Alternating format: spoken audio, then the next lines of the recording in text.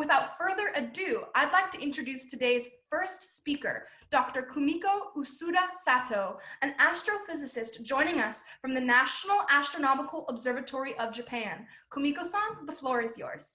Thank you. Thank you so much, Anna. Hi, good morning, everybody. My name is Kumiko Usuda-Sato from National Astronomical Observatory Japan. Can I share my slide?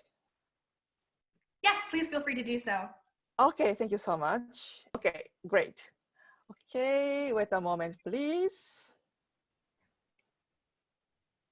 Okay, can you see my slide? Or, yeah, great. Okay, let me start. Okay, thank you very much, Anna, for giving us a chance to present our report of IAU Symposium held in last November. So my name is Kumiko Usuda-Sato from National Astronomical Observatory Japan, NAOJ in Japan. Now it's 10:40 at night in Japan. Okay, so I am a core member of IAU Symposium 358. IAU is International Astronomical Union, the International Association of Professional Astronomers.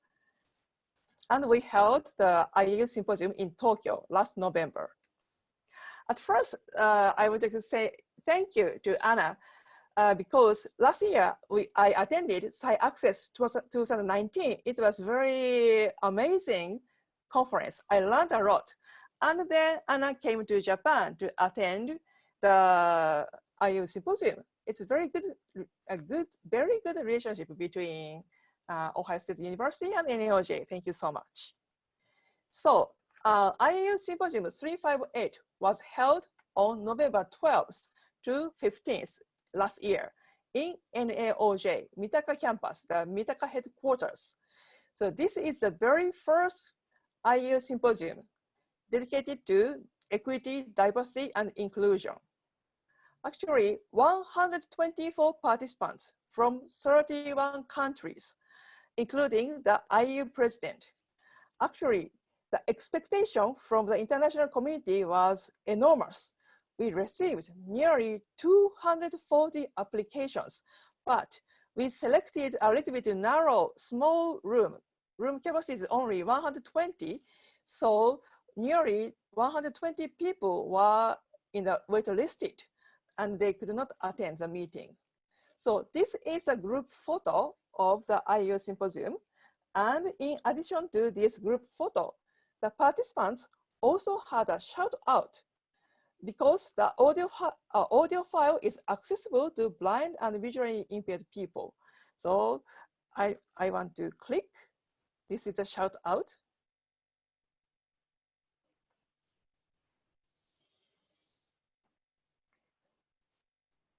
So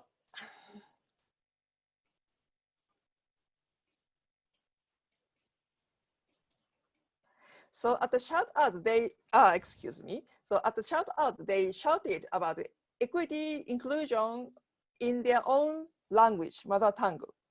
And during the symposium, we held Inspiring Stars Japan. This is a satellite event of IAU 100 global event, because the last year was the IAU's 100th anniversary since its establishment. So there are many IAU 100 global projects and Inspiring Stars. The inclusive exhibition is one of them. So this picture shows the lobby.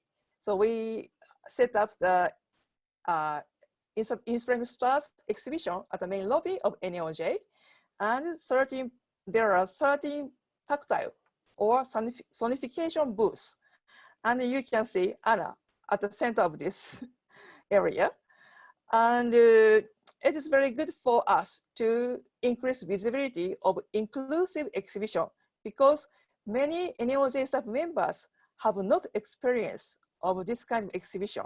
So not only participants, but also NAOJ staff members also experience the inclusive this exhibition. And here, from now, I would like to report how we, the core team, made this international conference inclusive. So we are 5 members. The left person, she's Lina Canas.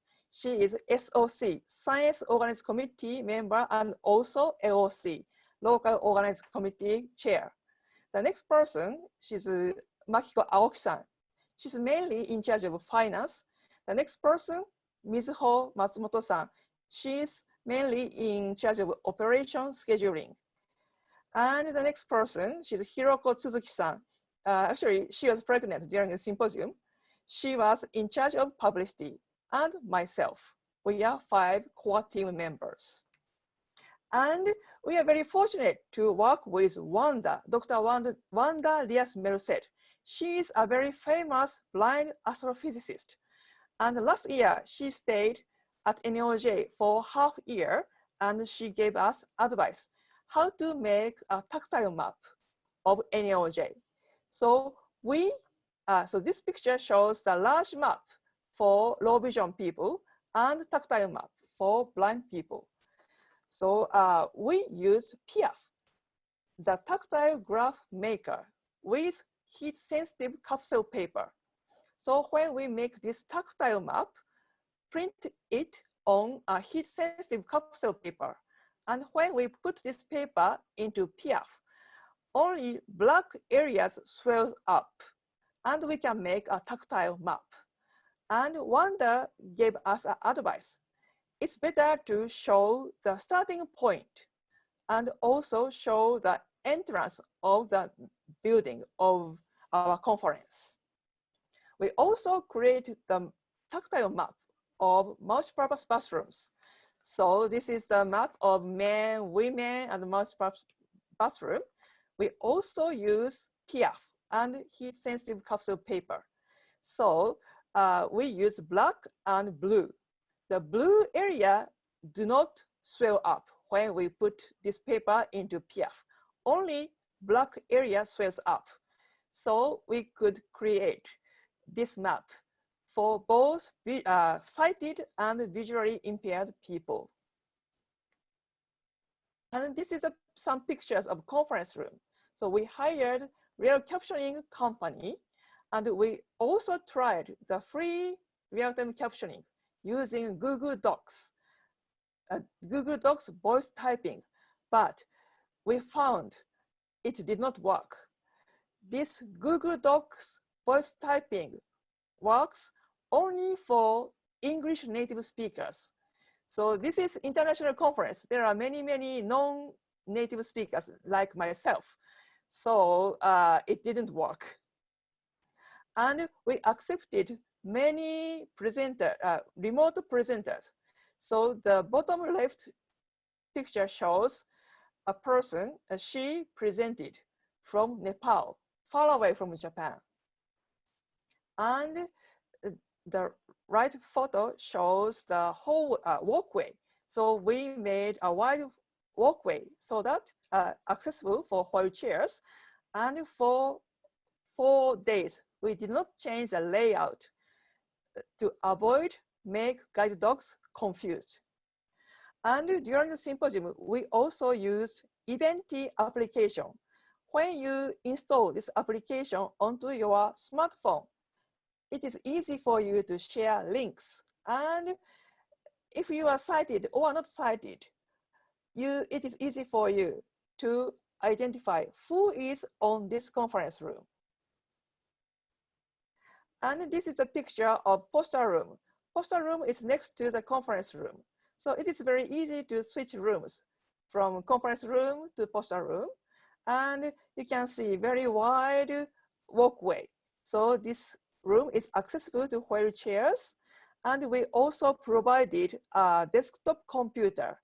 So the participant can listen the contents of posters. And we set up some additional rooms for special needs. So because we would like to accommodate requests by some participants. For example, prayer room over here, or quiet room, and breastfeeding room. So, and we put Braille labels on all these signs. And this, so we allocated a couple of these rooms for special needs. And this work was supported by NAOJ Facilities Division. From now, I would like to share my efforts learned from SciAccess last year. Last year, I attended SciAccess 2019, and I learned very good, very useful communication ideas. 2 ideas. The first one is preferred gender pronouns, PGPs. PGPs are third-person pronouns that a person chooses to use for themselves. For example, the very traditional pronouns are she, her, or he, him. But some people prefer gender-neutral pronouns like they, them, or the, her. So this picture, the left picture shows my name tag for SciAccess last year. And my PGP is she, her. So, and the bottom picture shows the name tag of IAU Symposium. So at the entrance of the conference room, we put this poster, what are preferred gender pronouns? And participants select their preferred gender pronoun label onto their own name tag. And every single name tag has Braille label. This Braille label says Kumiko Usuda-Sato, my name. And the second one is color communication labels. This was proposed by the Autistic Self-Advocacy Network in the United States. So last year, when I attended the SciAccess 2019, you see this green strip. The green means, please talk to me, I'm ready to communicate with you. So there are 3 colors. Green means, please talk to me.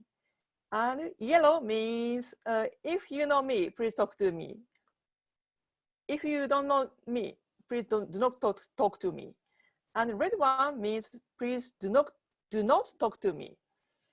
And we arranged these 3 colors. We added 3 colors to shapes. So we provided 3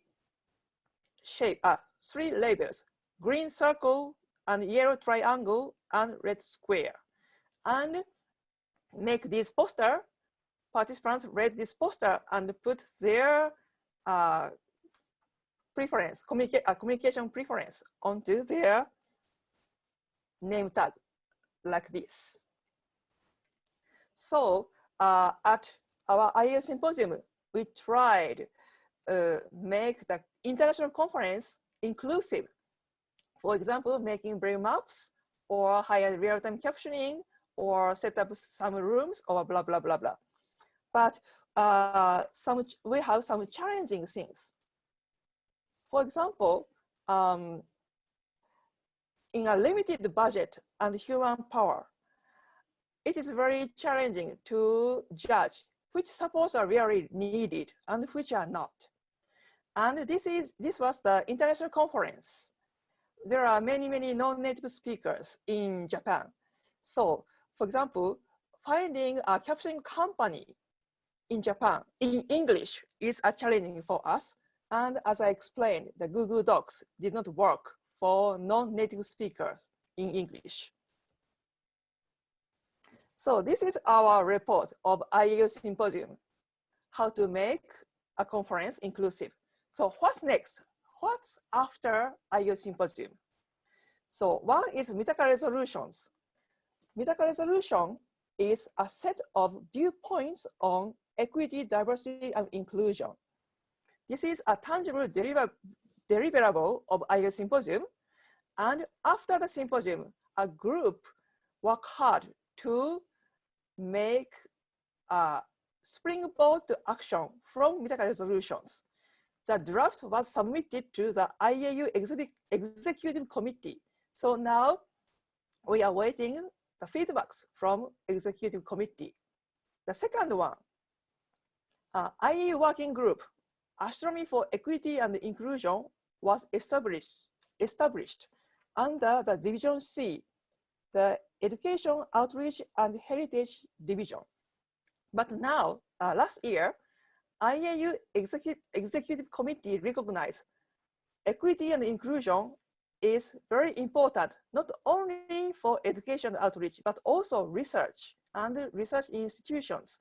So now this working group is under the executive committee.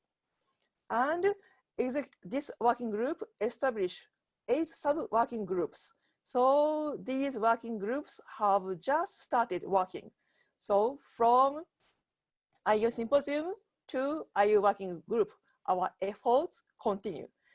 That's all for my report and presentation. Thank you very much for giving me a chance to present our effort. Thank you so much. Thank you so very much. That was incredible. Thank you for joining us, especially at the odd hour it is in Japan right now. I know it's really late. Yeah, and thank you so much. It's my great pleasure. And I'm so happy to talk to you from last June, last November, and today. Thank you so much, Anna. Thank you. Thank you. That was wonderful.